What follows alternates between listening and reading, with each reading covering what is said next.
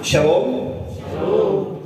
Oke, sekali lagi Shalom Bapak Ibu. Shalom. Kita berasa kita hari ini sudah berada di minggu kedua di bulan Agustus. Artinya sudah mau pertengahan semester kedua, dan bentar lagi kita sudah mau merayakan Natal. Ya, jadi waktu berjalan cepat sekali, berlalu tanpa bekas, dan kita hanya beraktivitas siang dan malam, melakukan apa yang bisa kita lakukan, dan waktu terus berjalan tanpa pamit. Yang muda sudah beranjak menjadi orang tua, anak-anak sudah beranjak remaja, dan kita yang sudah tua sudah banyak yang menjadi orang tua. Tapi semua bisa kita jalani hanya karena penyertaan Tuhan. Ada amin? Amin. Maka pada hari ini kita belajar sebagai firman Tuhan, hanya 2 ayat saja yang diambil dari Yosua pasal 24. Dari kitab Yosua pasal 24 ayat 14 sampai dengan yang ke-15. Ini adalah pasal terakhir dari kitab Yosua, itu pasal ke-24 ayat 14 dan 15. Sudah dapat semuanya? Amin. Amin. Saya baca Bapak Ibu, dan Bapak Ibu silakan ikut dalam hati, dan juga boleh sambil membaca Alkitab yang ada di layar maupun di handphone di Alkitab Bapak Ibu masing-masing. Yosua pasal 24 ayat 14 dan 15, demikian firman Tuhan. Oleh sebab itu takutlah akan Tuhan dan beribadahlah kepadanya dengan tulus ikhlas dan setia. Jauhkanlah Allah yang ada kepadanya, jauhkanlah Allah yang kepadanya nenek moyangmu telah beribadah di seberang sungai Efrat di Mesir, dan beribadahlah kepada Tuhan. Tetapi jika kamu anggap tidak baik untuk beribadah kepada Tuhan, pilihlah pada hari ini kepada siapa kamu akan beribadah. Allah yang kepadanya nenek moyangmu beribadah di seberang sungai Efrat, atau Allah orang Amori yang negerinya kamu diami ini. Tetapi aku dan seisi rumahku, kami akan beribadah kepada Tuhan. Amin. Amin. Amin. Bapak Ibu, firman hari ini saya ambil dari kitab Yosua ini, dan saya kasih tema besar adalah hidup ini adalah pilihan. Hidup ini adalah pilihan. Jadi banyak sekali kalau kita lihat artikel-artikel, bahkan ada sebuah buku yang menuliskan tentang bahwa hidup ini adalah sebuah pilihan. Dalam banyak kegiatan kita, bahkan hampir seluruh hidup kita ini itu adalah pilihan. Ya. Jadi kita memiliki option, kita memiliki pilihan-pilihan dalam hidup kita ini. Berbagai macam pilihan dihadirkan di depan kita untuk menjalani setiap hidup kita. Ya, kita coba lihat satu persatu. Kita mulai dari kehidupan kita ketika kita bangun.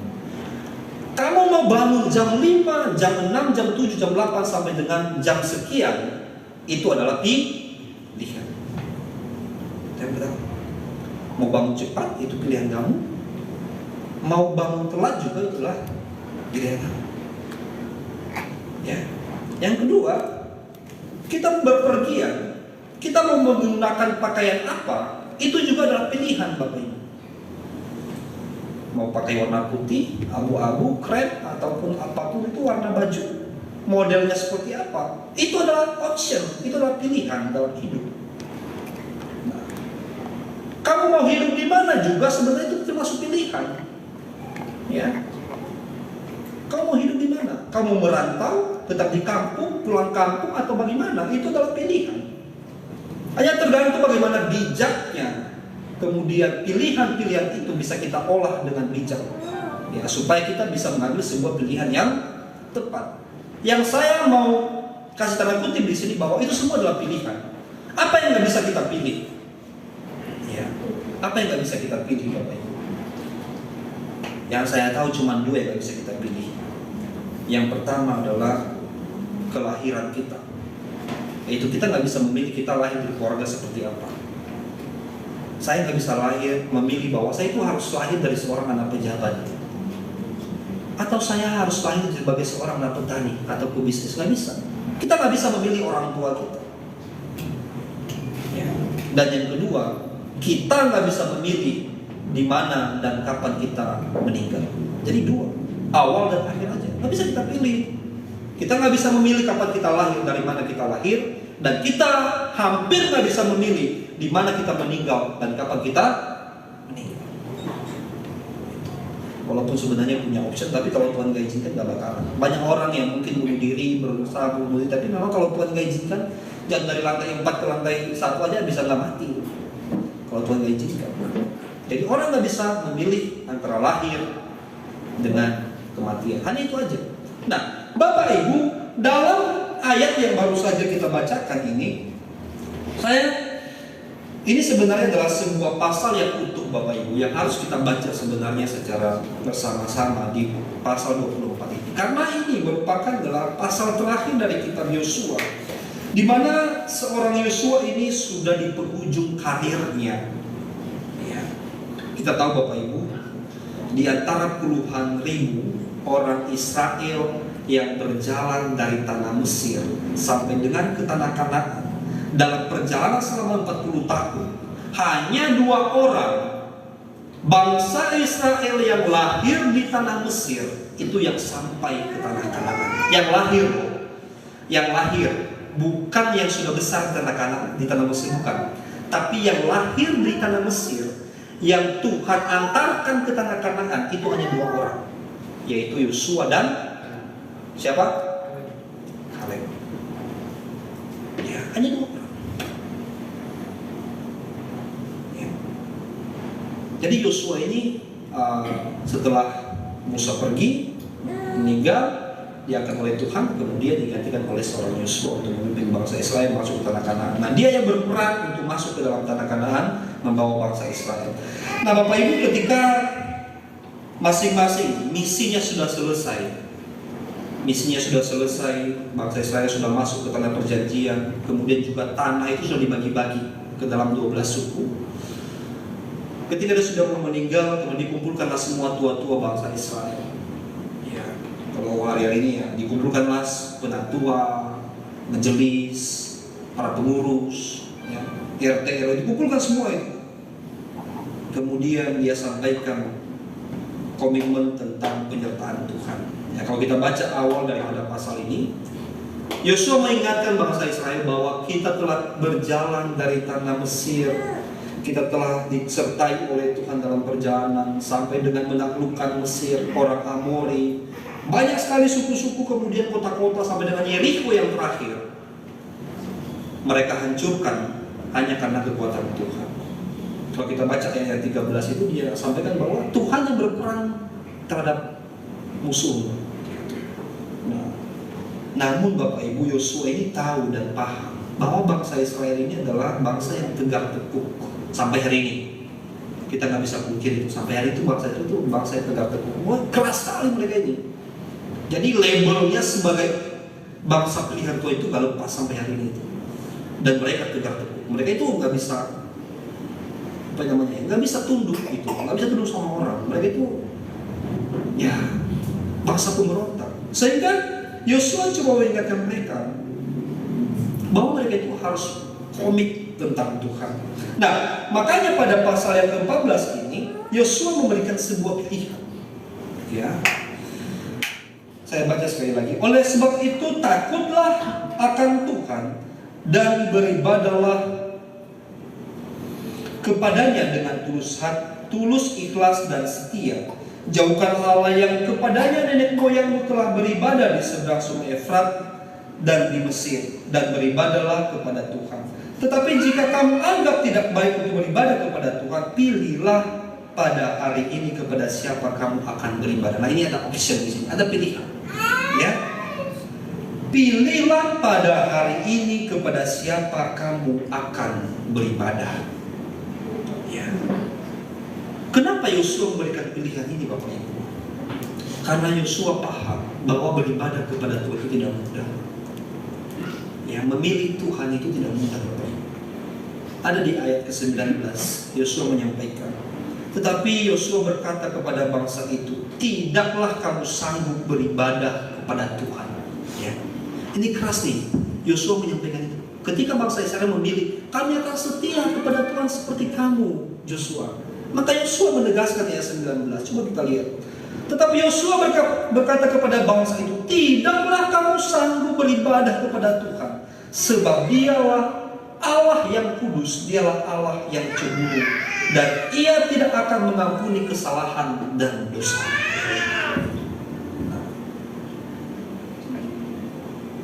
Kenapa demikian? Karena Yosua tahu bahwa perbuatan salah. Jadi sehingga dia ingatkan ini. Tetapi kita lihat di sini bahwa Yosua mengambil bagian yang terpenting, bagian yang utama dalam hidupnya. Ya, kita lihat bahwa tetapi aku dan seisi rumahku, kami akan beribadah kepada Tuhan. Nah, Bapak Ibu, kita masuk nih kehidupan kita sehari-hari. Lalu apa yang Tuhan kehendaki dalam kehidupan kita? Saya yakin, walaupun saya tidak tanya Bapak Ibu satu persatu, kita hadir di sini, di tempat ini pada hari ini, karena kita memilih untuk beribadah kepada Tuhan. Ada amin? Amin. Saya ulang sekali lagi. Saya yakin bahwa setiap kita hadir di tempat ini pada hari ini, itu karena kita sudah memilih untuk beribadah kepada Tuhan. Ada amin? Amin. Lalu apa yang mesti kita lakukan sebagai syarat? Karena Allah itu adalah Allahnya kudus. Ya, kita coba lihat ayat yang ke-14. Takutlah akan Tuhan. Ayat yang pertama Bapak Ibu, ketika kita beribadah kepada Allah kita, kepada Tuhan, maka poin yang pertama yang perlu kita lakukan dalam hidup ini adalah takutlah akan Tuhan. Takut akan Tuhan. Kita coba lihat janji-janji Tuhan ketika kita takut kepada Dia. Ulangan pasal 6 ayat 13. Ulangan pasal 6 ayat 13. Silakan tampilkan.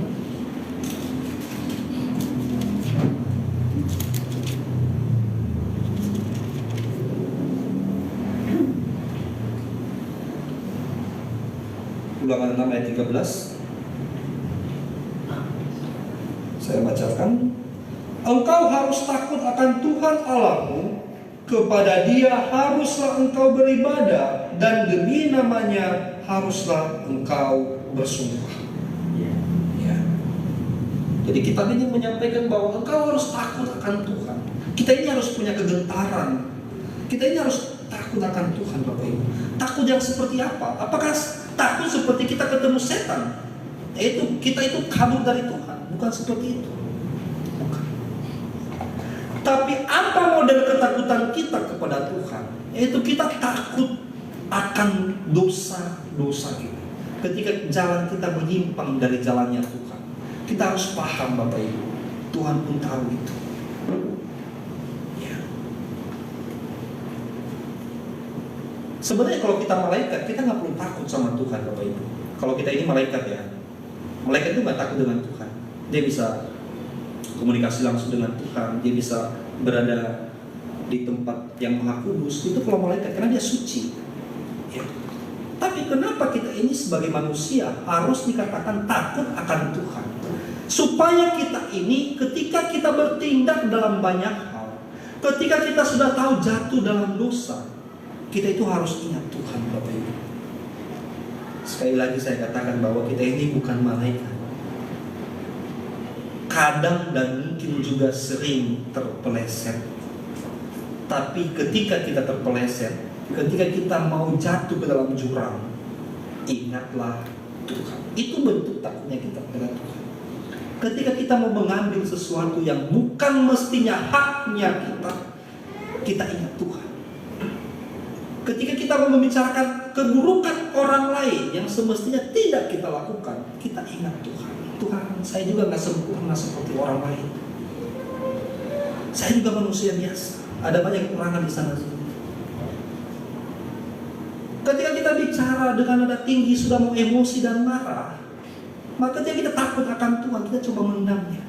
Tuhan, berikan roh yang benar. Itu model kita takut akan Tuhan. Bukan kemudian kita kabur seperti ketemu dengan setan. Tidak. Nah, Bapak Ibu, kita coba lihat penyertaan Tuhan. Ketika kita takut kepada Tuhan, kita Mazmur mencatat begitu banyak kuasa Tuhan ketika kita takut kepada Dia. Mazmur pasal 25 ayat 12.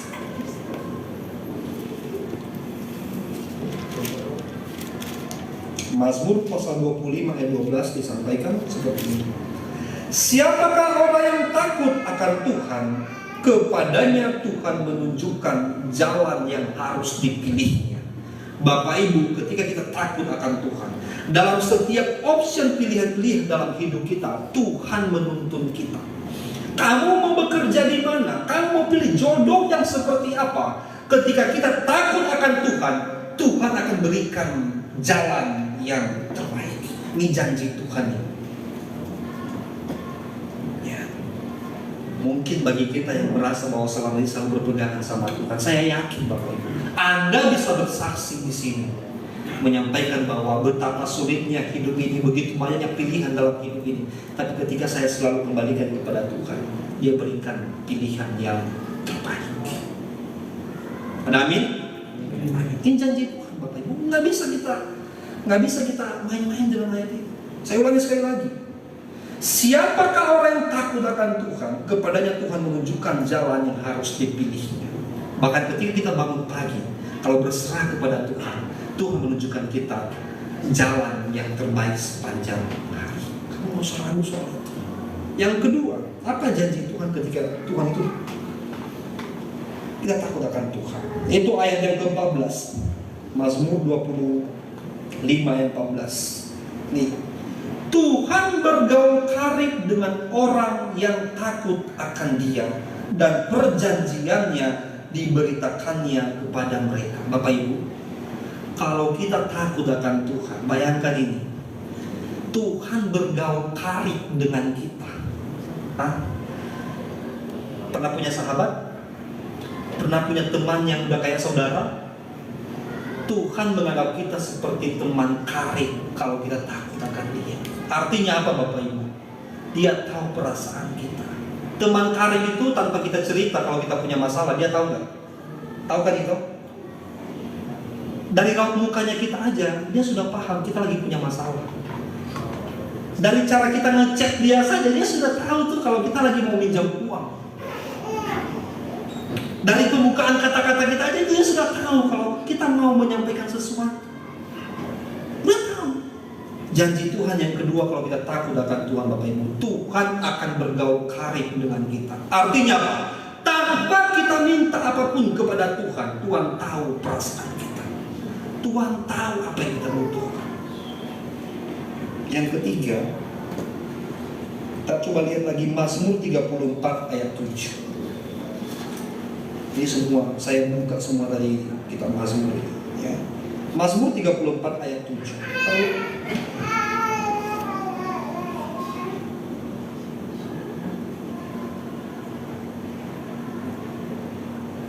ini bergeser dia di ayat 8. Ya. Mazmur pasal 34 ayat 8. Malaikat Tuhan berkemah di sekeliling orang-orang yang takut akan Dia, lalu meluputkan mereka. Sekali lagi, malaikat Tuhan berkemah di sekeliling orang-orang yang takut akan Dia, yang takut akan Tuhan, lalu meluputkan mereka. Bapak Ibu, luar biasa ini. Kalau kita takut akan Tuhan, malaikat itu berkemah di sekitar kita. Nah, kurang perlindungan apa lagi itu? Kalau sampai malaikat berkemah di sekitar kita, Bapak. Artinya apa? Tuhan melindungi orang yang takut akan Dia.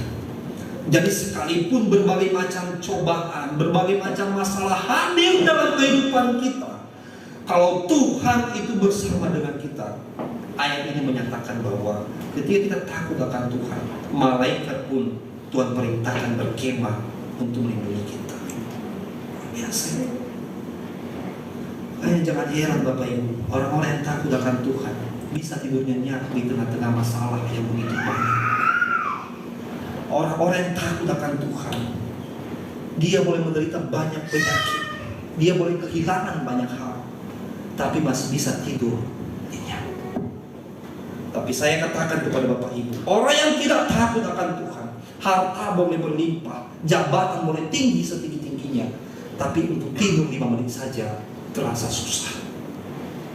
Coba kamu tanya orang artis, pejabat-pejabat yang berkelimpahan yang tidak takut akan Tuhan, mereka butuh obat tidur untuk tidur setengah jam dalam sehari. Tapi percayalah Bapak Ibu, orang kita ini yang takut akan Tuhan, masalah kita ini banyak, persoalan ini banyak, tapi kita masih bisa menggerakkan kepala kita dengan benar ketika tidur di malam hari. Dan itu karena apa Bapak Ibu? Itu karena perlindungan Tuhan.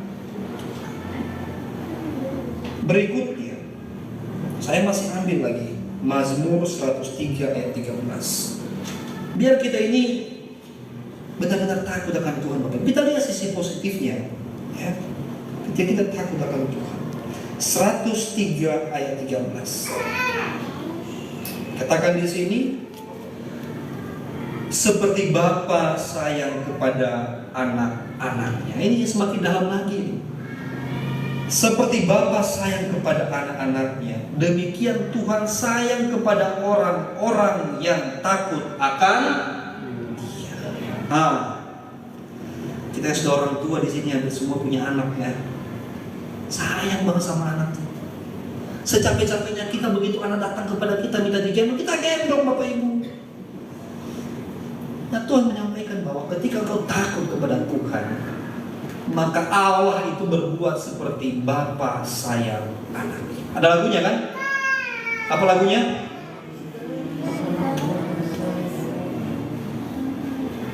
Nah, seperti bapa sayang anaknya. Bapak Ibu, mau takut kepada Tuhan? Amin. Mau takut kepada Tuhan? Amin. Supaya kita disayang Tuhan seperti anak. Ya. Berikutnya, Mazmur 115 ayat 11. 115 ayat 11.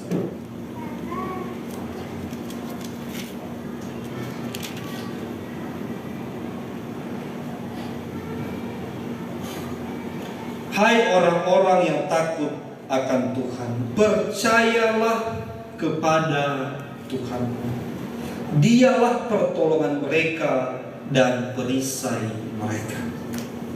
Ketika kita takut akan Tuhan, Tuhan adalah pertolongan kita dan perisai kita. Dan terakhir tentang takut akan Tuhan ini, yaitu ayat yang ke-13. Memberkati orang-orang yang takut akan Tuhan, baik yang kecil maupun yang besar. Ya, ini dari ayat 11 sebenarnya nyambung sampai ayat 13 saya baca. Ayat 11, hai orang-orang yang takut akan Tuhan, percayalah kepada Tuhan. Dialah pertolongan mereka dan perisai mereka. Tuhan telah mengingat kita. Ia akan memberkati kaum Israel, memberkati kaum Harun, memberkati orang-orang yang takut akan Tuhan, baik yang kecil maupun yang besar. Terakhir Bapak Ibu, ketika kita takut akan Tuhan, Tuhan akan memberkati kita seperti orang Israel, seperti kaum Harun. Kita ini bukan keturunan Harun. Kita ini bukan darah biologis bangsa Israel pilihan Tuhan. Bukan Bapak Ibu.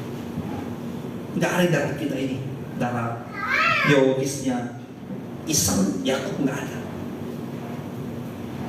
Tapi orang yang takut akan Tuhan, perlindungannya, berkatnya sama seperti kepada Yakub dan keturunannya. Ya. Jadi kita ini nggak punya pilihan lain Bapak Ibu, kecuali takut akan Tuhan.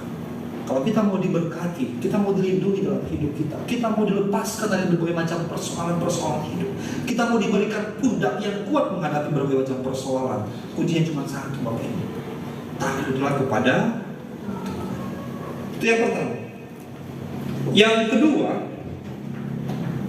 apa yang mesti kita lakukan ketika kita beribadah kepada Tuhan? Ayat 14, takutlah akan Tuhan dan beribadahlah kepadanya dengan tulus. Jadi beribadah itu tidak hanya sembarangan juga Bapak Ibu. Ada pilihannya. Ada orang yang beribadah hanya karena rutinitas, supaya Pak Gembala tidak cari-cari ketika saya 2-3 minggu tidak datang ke gereja. Atau ditelepon. Pilihan yang tepat yang kita ambil adalah ketika kita beribadah kepada Tuhan. Ayat ini mengajarkan 3 saja, yaitu kita itu harus beribadah dengan tulus. Tulus Bapak Ibu. Sekali lagi, beribadah dengan tulus. Apa itu tulus? Kalau kita melakukan hal-hal dengan tulus, banyak hal dengan tulus itu, kita nggak mengingat pengorbanan kita Bapak Ibu. Pertama, kalau kita datang ibadah itu, penghalang utama kita adalah rasa ngantuk Bapak Ibu. Bangun pagi. Karena banyak orang kita merasa hari Minggu itu adalah bonus yang harus dinikmati senikmat-nikmatnya. Karena 6 hari sudah bekerja dari pagi sampai pulang malam, maka hari Minggu adalah bonus untuk tidur dari pagi sampai malam lagi. Bangun pagi Bapak Ibu, tantangan beratnya itu. Bangun jam 7, jam 8 itu gak gampang di hari Minggu. Tapi kalau begitu di hari kerja, jam 5 udah bangun. Tapi begitu mau datang ke gereja di hari Minggu, susah Bapak Ibu, susah. Nah, apa yang harus kita lakukan? Kita harus tulus. Nggak usah mengingat kerugian kita akan waktu istirahat kita. Kita datang dengan tulus di hadapan Tuhan. Yang kedua, ikhlas. Kita mengikhlaskan waktu itu kepada Tuhan. Kita khususkan waktu itu kepada Tuhan. Saya percaya kalau kita takut akan Tuhan, maka kita memiliki rasa yang tulus dan ikhlas beribadah kepada Tuhan. Jangan lagi ingat kerugianmu. Jangan ingat lagi kerugian waktumu datang. Jangan kamu lagi ingat ketika bensinmu habis datang ke gereja, ataupun ongkosmu habis ketika datang ke gereja. Jangan lagi kamu ingat itu. Tuhan perhitungkan semua hal itu kepadamu. Saya ini saksinya. Saya bersaksi di depan Tuhan. Di tempat ini depan Bapak Ibu, saya katakan, separah-parahnya saya dalam hidup ini, serusak-rusaknya hidup saya ini, tapi satu komitmen saya sampai hari ini adalah saya tidak pernah mau meninggalkan ibadah dan hadirat Tuhan.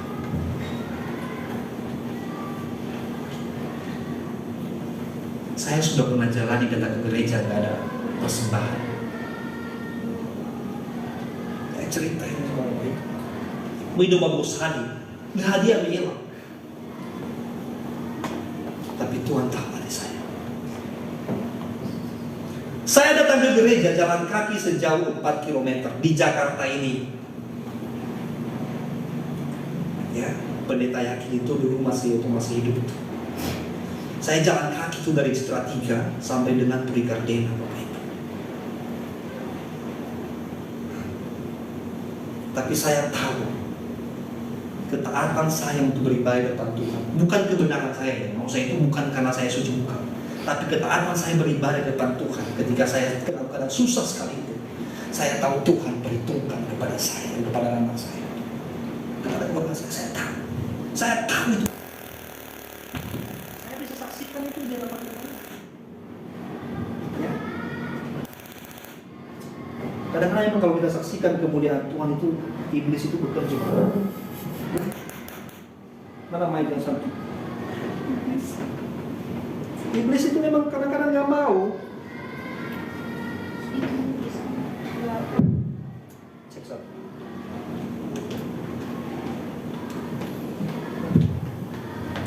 Terima kasih.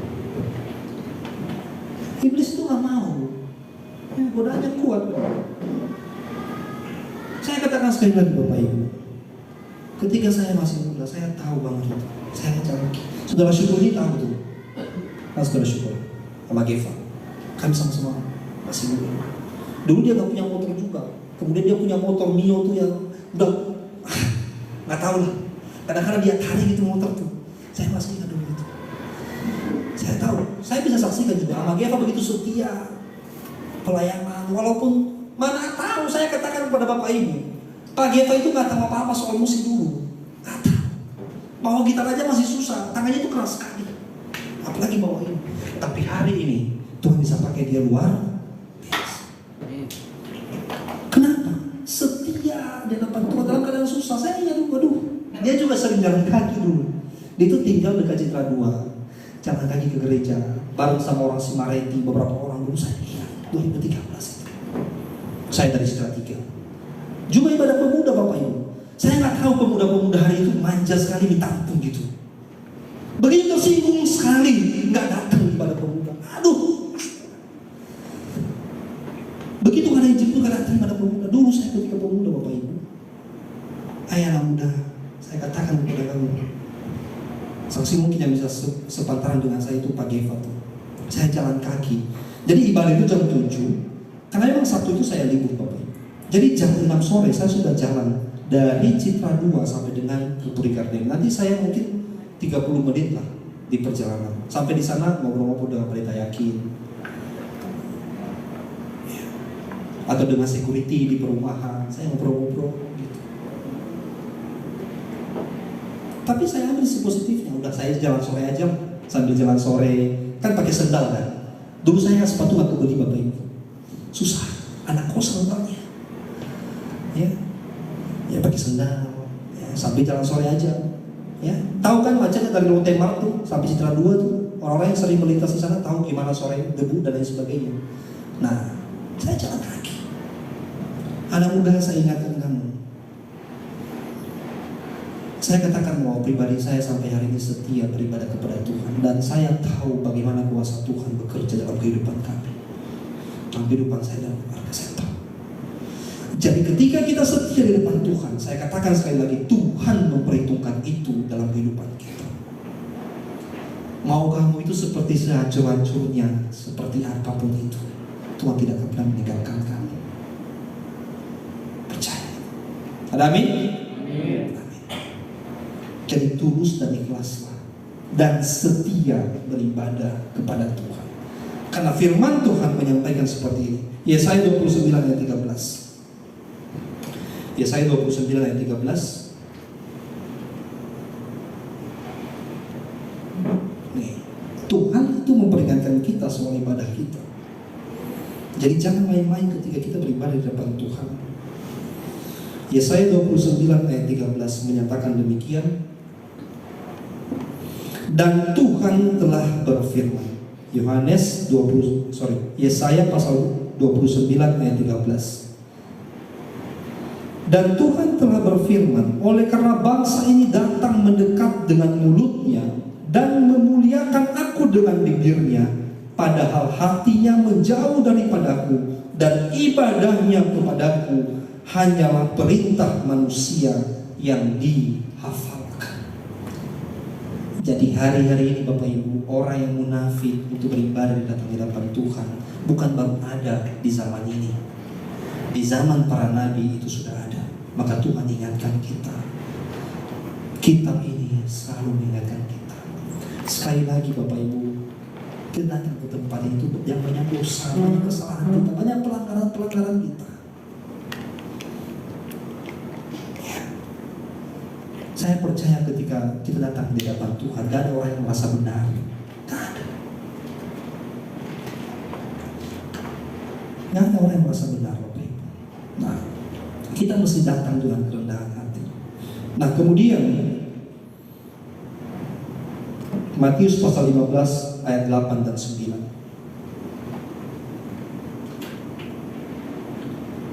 Matius pasal 15 ayat 8 dan 9.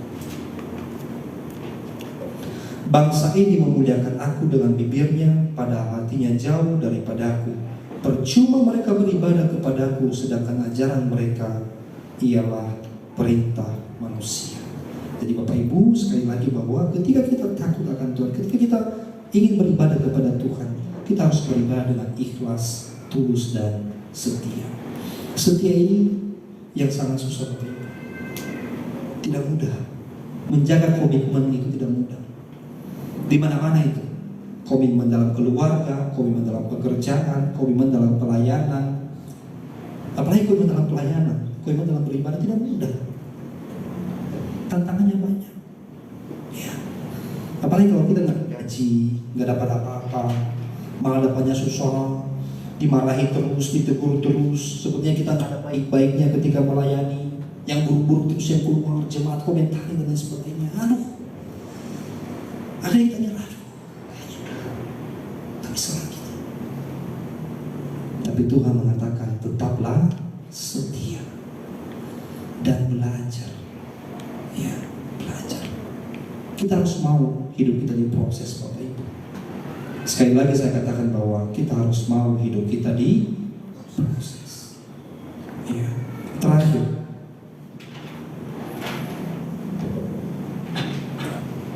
Menjauhkan Allah lain. Ketika kita sudah memilih Tuhan dalam hidup kita ini, kita harus menjauhkan Allah lain. Ya. Ini ayat 14.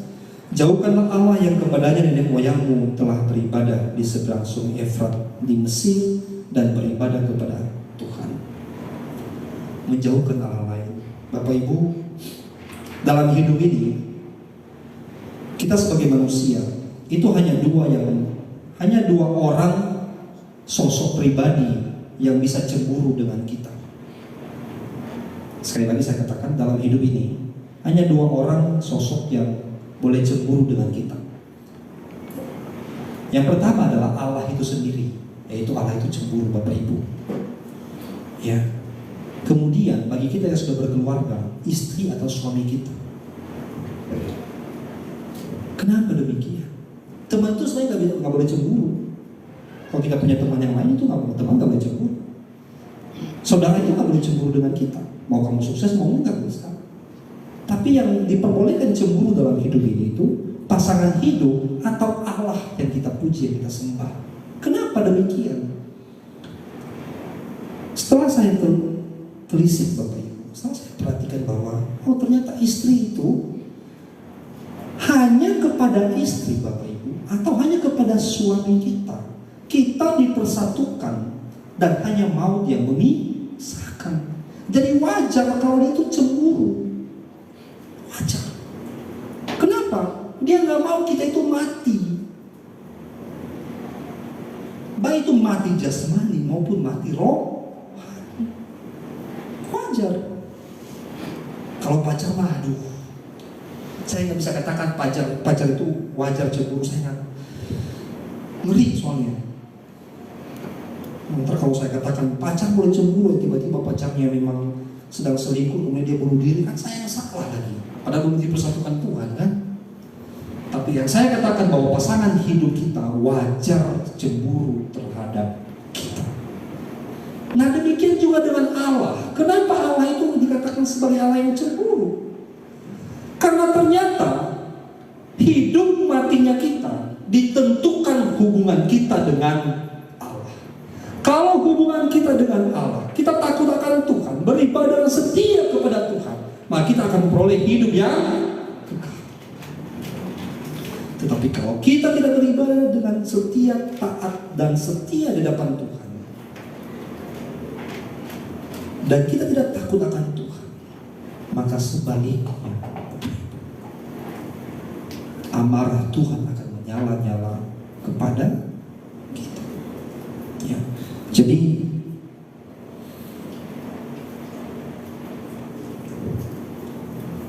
hari-hari ini apa sih yang membuat kita, apa yang membuat Allah itu cemburu dengan kita?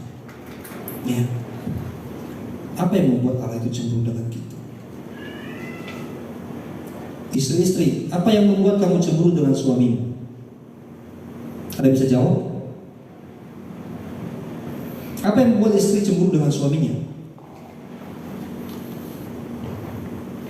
Ada istri di sini ya, ibu-ibu di sini. 1, 2, 3, ada 4 orang. Satu aja satu. Mama Geva, apa yang membuat kamu cemburu dengan Pak Geva? Nafi.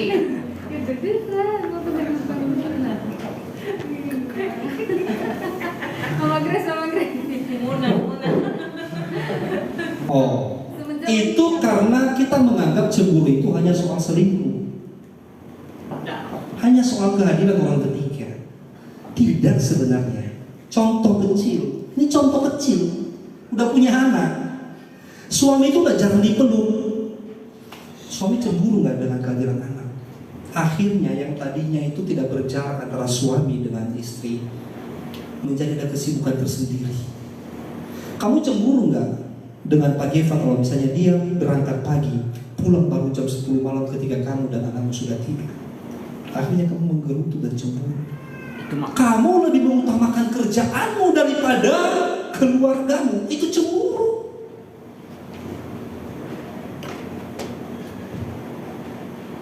Bukan hanya soal selingkuh, ada orang ketiga, bukan. Pekerjaan juga Bapak Ibu, aktivitas kita sering membuat orang, pasangan kita merasa cemburu, dinomor duakan.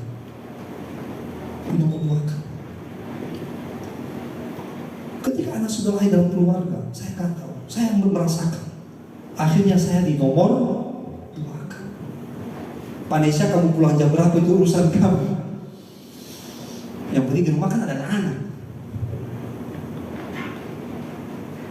Bapak Ibu, itu sebenarnya sebuah kecemburuan.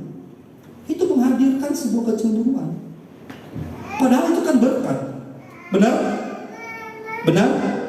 Kehadiran anak, kehadiran ada pekerjaan, punya banyak duit, itu berkat kan? Tapi kenapa dalam keluarga bisa menghadirkan rasa? Pani, bisa dengan saudaramu, itulah. Kamu sudah kerja. Waktu dulu kamu gak kerja, kemudian setiap hari di rumah bersama dengan anak-anak, banyak waktu berdoa, kemudian nyanyi bareng dan lain sebagainya. Kita bareng-bareng dalam keluarga. Begitu kamu dapat pekerjaan, kamu berangkatnya pagi jam 5 subuh sudah berangkat ke kerjaan, baru pulang jam 10 malam ketika anak sudah tidur. Kamu tidak tahu ketika anak bangun, dan kamu juga tidak tahu ketika anak tidur. Itu cemburu Bapak Ibu, menghadirkan jarak dalam keluarga. Demikian kita di hadapan Tuhan. Hari-hari ini kita gak menyembah patung lagi. Di rumah itu gak ada patung yang kemudian kita sembah seperti ini. Gak ada api, gak ada pohon yang besar yang kita kasih sesajen di bawahnya. Tetapi apa yang membuat Allah cemburu dalam hidup kita? Ketika kita mengutamakan banyak hal dalam hidup kita ini daripada Tuhan. Dan ini tidak mudah Bapak Ibu. Karena saya jalani sendiri. Kalau sudah pulang malam jam 10, jam 9, kadang lupa berdoa ketika tidur. Atau ketika saya sudah terlambat bangun, harus mengantarkan Nesya sekolah, terkadang juga saya katakan bahwa saya lupa berdoa. Itu membuat Tuhan cemburu. Tuhan bilang, Pak Nesya, lihatlah, kamu sekarang udah punya anak. Akhirnya kamu, dulu waktu kamu masih sendiri di kos, terkadang jam 2 pagi kamu bangun, kamu datang di hadiratku berdoa. Ketika kamu punya beban, jam 2 pagi itu kamu bangun. Dulu ketika saya masih muda di kosan, jam 2 pagi itu saya bangun. Ketika saya punya beban luar biasa gitu, saya doa. Nah sekarang Tuhan bilang, sekarang kamu sudah punya istri, sudah punya anak-anak, bahkan tuh lupa, bahkan tuh doa tidur saja kamu lupa, doa bangun aja kamu lupa gitu. Allah cemburu gak dengan itu? Cemburu Bapak Ibu. Kita menomorduakan Tuhan dalam hidup kita. Nah, dalam hidup kita ini kita harus mengutamakan Tuhan. Walaupun memang tidak serta-merta demikian dalam sepanjang hidup kita, tapi minimal kita ingat keberadaan Tuhan dalam hidup kita. Ketika kita bangun, walaupun kamu gak doa, baca Alkitab, nyanyi puji-pujian setengah jam, tapi minimal, Tuhan, terima kasih hari ini kami sudah bisa bangun. Kami berserah dalam tangan pengasihan Tuhan sepanjang hari ini. Amin. Itu sudah cukup menggambarkan hati Tuhan terhadap kita. Ketika kita mau tidur, ketika kamu memang gak sanggup lagi untuk tahan berdiri setengah jam, duduk setengah jam, maka ucapan doa yang sama, berterima kasih, bersyukur kepada Tuhan, dan berserah dalam tangan Tuhan ketika tidur. Bapak Ibu, saya katakan sekali lagi bahwa keseringan kita hari-hari ini, berkat pekerjaan, berkat dalam keluarga kita, anak-anak anak-anak kita, keluarga kita, membuat kita berjarak di hadapan Tuhan. Dan itu sering membuat Tuhan cemburu dengan kita. Bahkan mungkin ada orang-orang yang tidak mau mengambil pelayanan dalam gereja hanya gara-gara sibuk dalam pekerjaan, tidak bisa lagi meluangkan waktu. Bapak Ibu, sesibuk-sibuknya kita luangkan waktu dalam pelayanan ketika kita diberikan kesempatan. Karena saya percaya Bapak Ibu, kita punya waktu yang terbatas dalam pelayanan. Jadi kalau hari-hari ini kalau Tuhan pakai kita dalam pelayanan untuk kemuliaan Tuhan, pergunakan dengan sebaik-baiknya. Saya ingatkan sekali lagi, tidak sepanjang waktu kita diberikan waktu untuk melayani Tuhan, ada batasnya. Maka selagi kita dipergunakan Tuhan untuk kemuliaan-Nya, pergunakan dengan sebaik-baiknya. Ada amin? Terakhir, mari kita baca sebuah komitmen daripada seorang Yosua.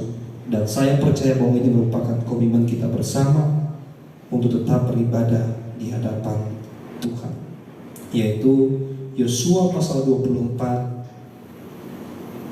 ayat yang ke-15b. Mulai dari kalimat, sekali lagi, Yosua 24 ayat 15b. Kalimat yang terakhir Bapak Ibu, tetapi aku dan seisi rumahku. 1, 2, 3, ya. Tetapi aku dan seisi rumahku akan beribadah kepada Tuhan. Sekali lagi, Tetapi aku dan seisi rumahku, kami akan beribadah kepada Tuhan. sekali lagi kita bersama-sama. 1, 2, 3, ya. Tetapi aku dan seisi rumahku, kami akan beribadah kepada Tuhan.